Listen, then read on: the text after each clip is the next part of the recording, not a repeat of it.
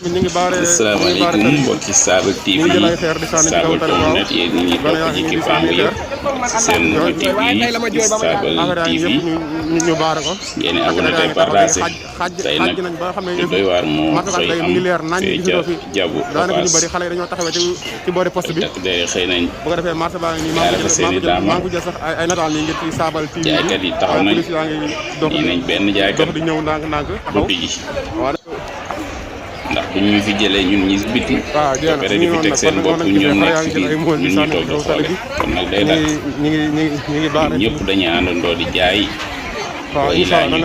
àndandoo teg njaay mi ci suuf moo war a tey ñu xëy nag di kenn du ubbi ci suñu xibaar démb nag jot nañoo gont dem